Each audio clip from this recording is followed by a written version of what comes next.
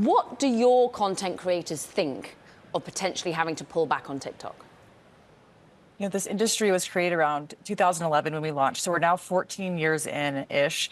And what we've seen is that history tells us these creators have a transferable skill set. We've seen almost a new platform emerge every 2 years, and these creators have both been able to expand their audiences on these new platforms. New creators have been born. This really just reinforces the importance of having a home base for creators because we know that these platforms come and go.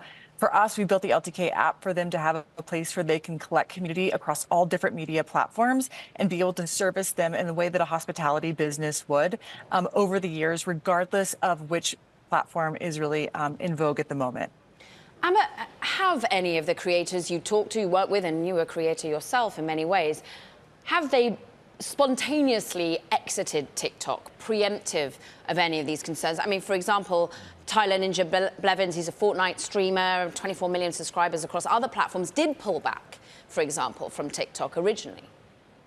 Certainly, these creators are hyper aware. This is not something that is just a side gig for a lot of our creators. It's actually a full-time business and even a family and a generational business. And so they stay aware of what's happening, even from a policy perspective. And we're now anniversarying a year since TikTok was last, speaking to government. And we saw that our creators started to understand, those that were single platforms started to really move their audiences into a safe place. But we have to remember, with all of these platforms, sometimes there's an evolution and sometimes there's a revolution. But ultimately, these platforms don't have long-term staying power. Creators migrate and they migrate their audiences. And again, these creators have such a transferable skill set that, I know that they are preparing themselves for the furtherance and future proof of their business. Amber, I find that such an interesting point of view. But creators are now finding careers as creators, right? It is their business. And you're basically arguing that, well, if TikTok goes away, they'll just transfer their skills to another platform. Instagram and Reels in particular is quite similar to TikTok. But do you have any sense of where they're making the most money, right? If TikTok is a complete cash cow for some of these creators, that I imagine they'd be a bit worried about having to transfer their energies elsewhere. Well, I think that's, sort of a piece of the misinformation here is that creators actually aren't largely paid by these platforms. And so, YouTube is certainly one of the greatest payers. But when you look on down, the business models are such that they're actually taking 100% margin on ad revenue. So as a creator, you actually have to find and build your own business, whether that's through partnerships or whether that's through a commission on sales, like what LTK offers. We actually offer both of those things. And so these creators aren't losing a direct line of revenue from the platform. We have to look at who's paying the bills here. So the brands are the ones that are investing in creator and influencer marketing. With LTK, they've invested over $2.7 billion to date. Goldman expects that to triple over the next 3 years. This is an industry that is driven by consumer demand, and consumers want to be entertained for free on the internet. We see that adults on average are spending about an hour a day on TikTok. I believe there's going to be a lift and shift if TikTok is in fact banned.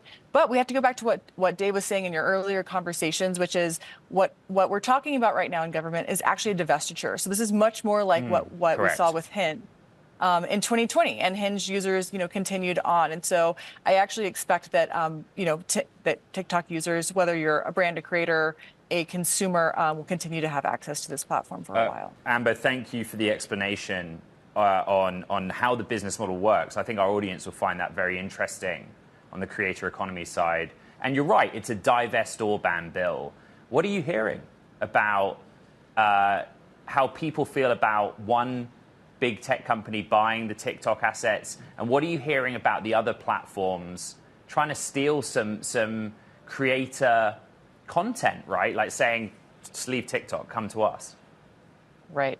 It's become very competitive in the space for media platforms, and they all are trying to attract creators because ultimately we're the ones creating all the content that these consumers see.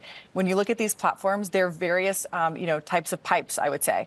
But unless the creator shows up and entertain an audience, there's nothing for them to do there. So we've seen these platforms become more and more competitive.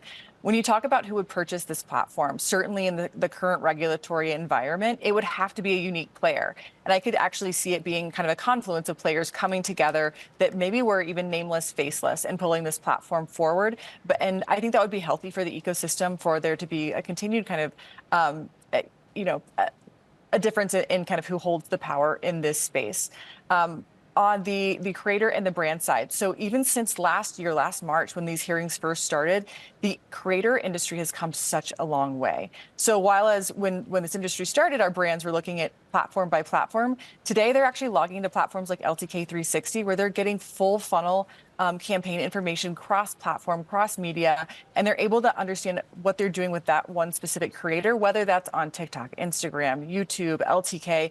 And so they're making decisions actually at the industry level now and not specifically at the platform level. And tools like AI are making platforms like LTK 360 possible, which is really removing any sort of subjectivity that used to exist in this industry. And it's helping our marketers to actually find more efficiencies in creator marketing. And I think that's why you see Goldman, Citi being so bullish about this industry.